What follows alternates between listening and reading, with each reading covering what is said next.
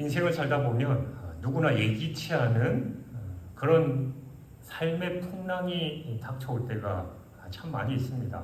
재정적인 문제나 또 건강의 문제, 또 인간관계 문제, 자녀 문제, 사업의 문제, 말할 수 없는 문제들이 우리의 삶에 많이 있습니다. 뿐만 아니라 단지 예수님을 믿는다는 그 이유만으로 우리는 어려움을 겪고 때로는 억울한 일을 당하거나 또 핍박과 오해를 받을 때가 있습니다. 여러분은 그런 상황에서 어떻게 하십니까? 당연히 우리는 하나님을 믿는 사람, 또 신앙생활을 하는 그리스도인이니까 하나님 앞에 엎드려서 간절히 기도합니다. 아마 대부분은 하나님, 제발 이 풍랑을 멈춰주십시오. 이 어려운 문제가 해결되게 해주십시오. 나를 괴롭히는 저 사람 하나님 좀 어떻게 해주십시오. 보통 그런 기도를 할 겁니다.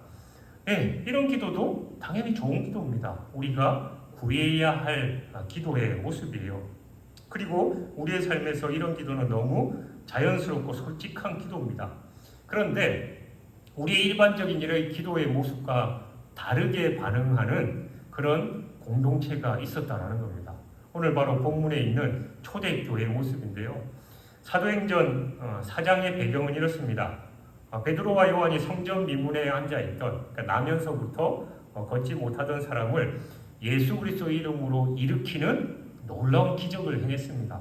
이로 인해서 수많은 사람들이 소문을 듣고 베드로 앞에 또 하나님께 영광을 돌리고 베드로 앞에 나와서 또 말씀을 들어요. 베드로는 담대하게 예수 그리스도의 십자가의 부활을 설교했는데 이 일로 인해서 무려 5,000명이나 되는 사람들이 주님께로 돌아오는 말 그대로 놀라운 부흥의 역사가 일어났던 겁니다. 근데 빛이 강하면 그림자도 짙어지는 법이죠. 이 놀라운 부흥을 시기하고 두려워했던 당시의 종교 지도자들, 그러니까 사내들인 공회는 베드로와 요한을 붙잡아서 감옥에 가두고 다시는 예수의 이름으로 그 무엇도 말하지 말고 가르치지도 말라라고 강력하게 경고한 뒤에 그들을 풀어줬습니다. 그러니까 사내들이는 당시 유대 사회의 최고 권력기관이었어요. 그러니까 이 그들의 위협은 단순한 으름장의 차원을 넘어서서 실제로 목숨을 앗아갈 수도 있을 정도의 무서운 경고였습니다. 그 사내들인 공회의 말을 듣지 않고 거역했을 경우 사회적인 불이뿐만이 아니라 그 사회에서 추방당할 수도 있는 그런 상황이었던 거예요. 이제 베드로와 요한 그리고 초대교회 공동체는 이 절체절명의 위기 앞에 놓였습니다. 복음을 전하면 죽을 수도 있는 거예요. 사역이 중단될 위기이죠.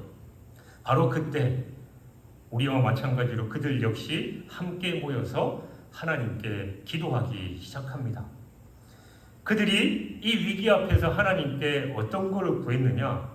당연히 하나님 우리를 도와주십시오. 이 문제를 해결해 주십시오라는 그런 기도이라고 우리는 예상할 수 있겠는데, 그러나 우리의 예상과는 다른 그런 기도를 합니다.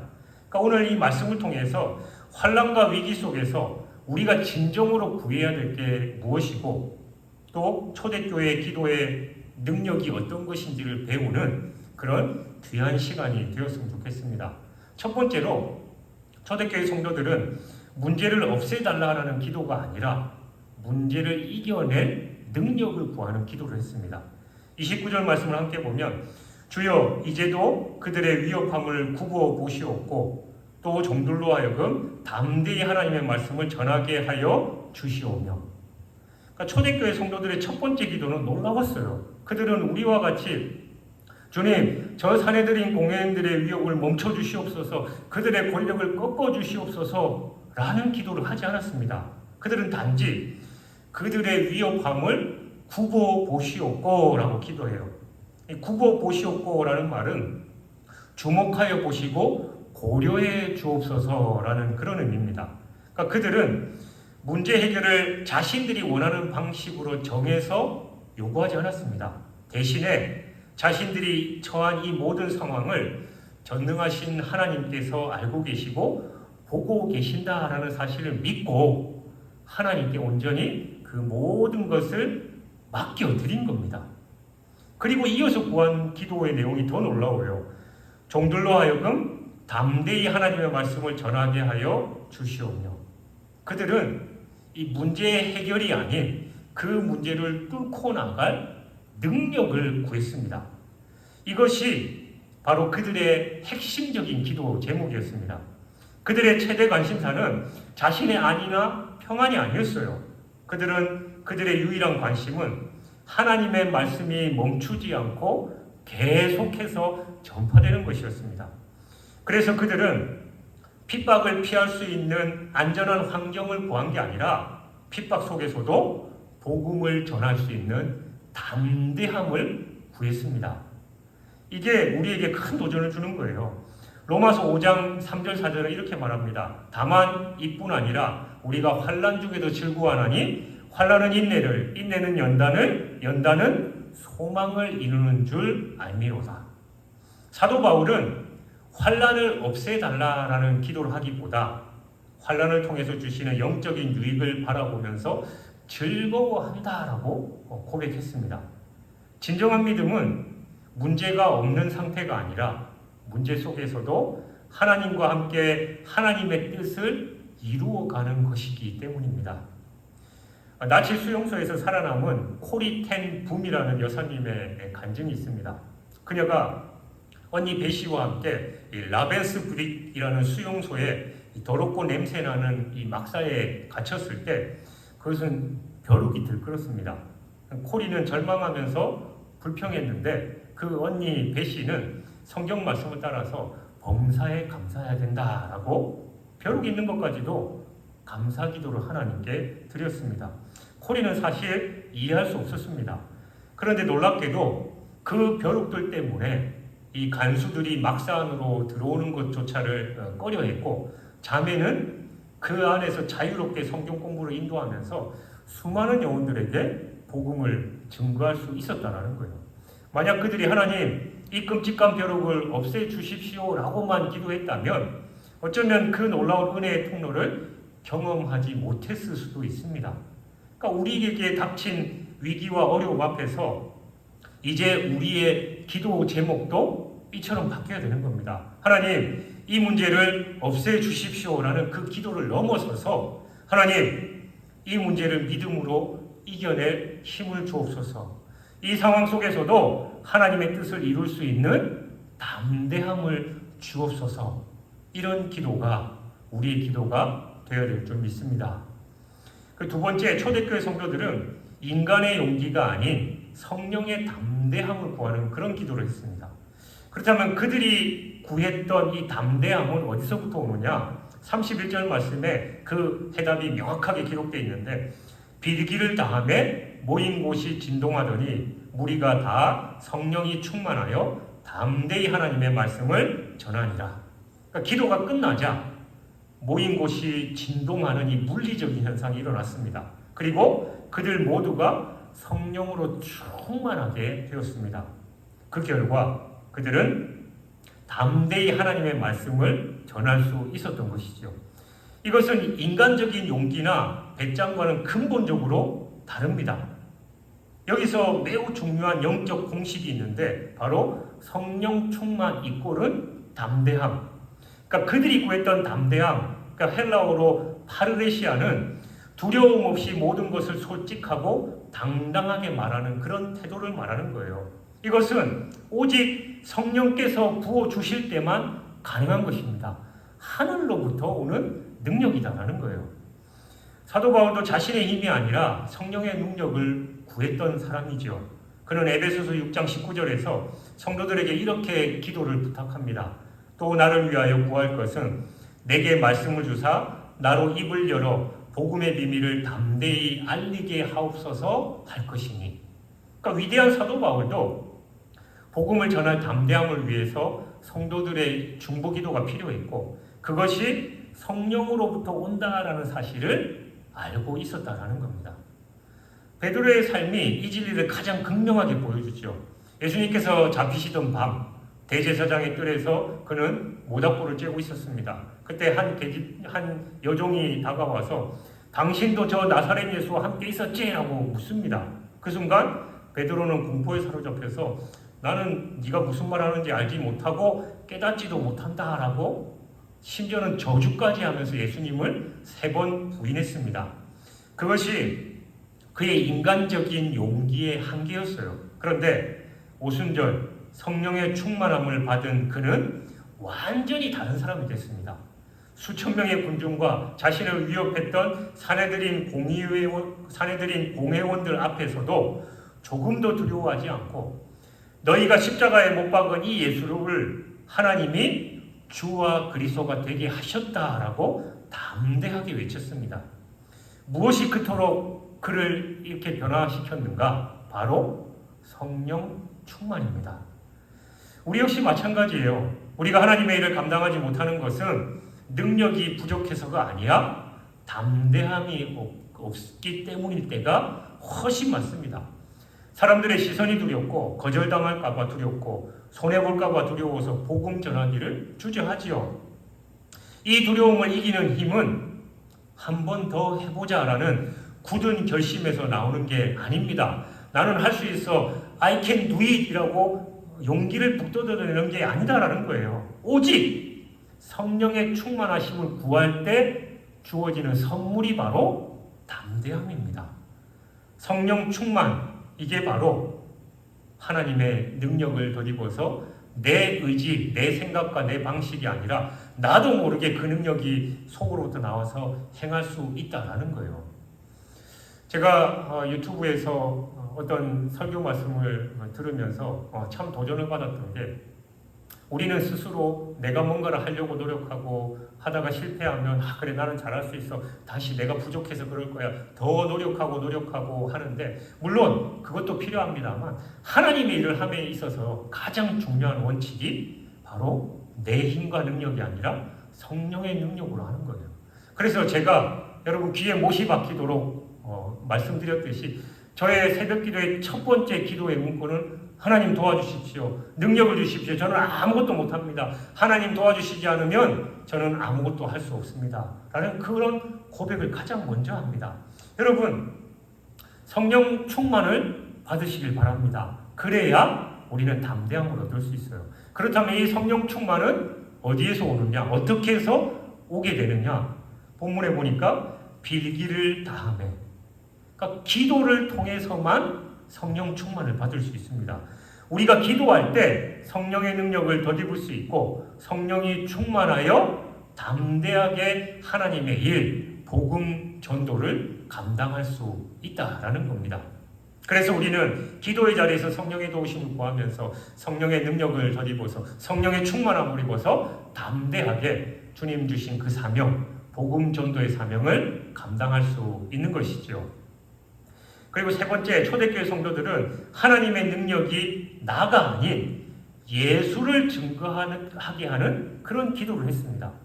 30절을 보면 그들은 하나님의 능력이 나타나기를 구하는데 손을 내밀어 병을 낫게 하시옵고 표적과 기사가 거룩한 종 예수의 이름으로 이루어지게 하옵소서 하더라. 그러니까 그들은 병 고침과 기적을 구했어요. 근데 그 목적이 분명했습니다. 그 모든 능력이 오직 거룩한 종 예수의 이름으로 이루어지기를 원했던 겁니다. 즉 기적의 목적은 나의 명성이 높아지거나 사람들의 이목을 이끄는 게 아니었어요. 오직 그들이 전하는 말씀이 참되다라는 것을 증거하고 모든 영광을 예수 그리스도께 돌리기 위함이었습니다. 그들의 기도는 철저하게 하나님 중심, 예수님 중심이었어요. 오늘날 수많은 그리스도인들이 넘어지는 이유, 또 나름대로 능력 있고 또 이름이 알려진 그런 목사님들이 시험에 빠지고 또 넘어지는 이유가 바로 자기 자신을 세우기 위한 거예요.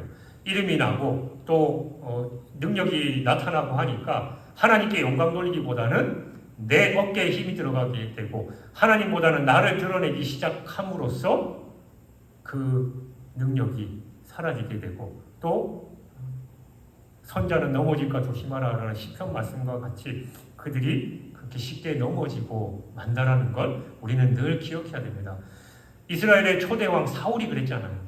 하나님 앞에 겸손했고 자기는 그렇게 이스라엘 초대 왕으로서 사역을 시작했지만 나중에 교만해졌고 하나님보다는 자기 체면, 자기를 드러내려고 했을 때 하나님으로부터 버림을 받게 됐다는 겁니다. 이러한 겸손의 자세를 가장 잘 보여준 인물이 바로 세례 요한입니다. 그는 당대 최고의 영적 지도자였고 수많은 사람들이 그를 따랐습니다. 그러나 그는 결코 자신을 드러내지 않았습니다. 그의 제자들이 예수님께 사람들이 몰려가는 것을 보고 시기하면서 불평했을 때 세례 요한은 요한복음 3장 30절에서 이 위대한 고백을 남깁니다. 그는 흥하여야 하겠고 나는 쇠하여야 하리라. 그러니까 이것이 모든 사역자의 고백이 되어야 돼요. 우리의 삶을 통해서 어떤 그 놀라운 일이 일어나더라도 그 결과는 바로 모든 영광을 주님께 올려드려야 하는 겁니다. 우리는 종종 하나님의 능력을 구할 때 그 목적이 은근슬쩍 나를 향할 때가 있습니다. 문제가 해결되어서 나의 의로움이 증명되고 기도를 통해서 성공해서 나의 믿음이 과시되기를 바라는 마음이 우리 안에 숨어 있을 수 있습니다. 그러나 초대교회 공동체는 우리에게 분명히 가르쳐줍니다. 고린도전서 10장 31절 말씀처럼 그런즉 너희가 먹든지 마시든지 무엇을 하든지 다 하나님의 영광을 위하여 하라.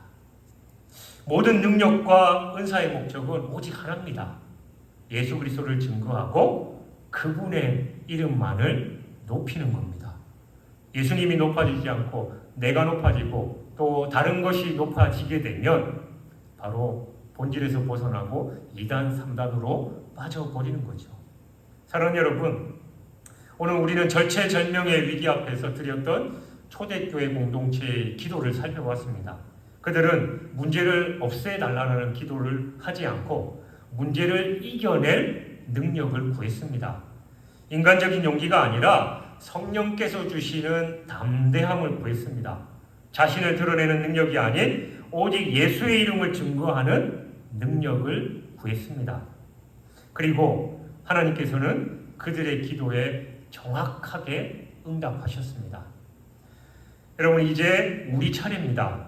우리 앞에 놓인 크고 작은 위기들 앞에서 우리가 무엇을 구해야 하느냐?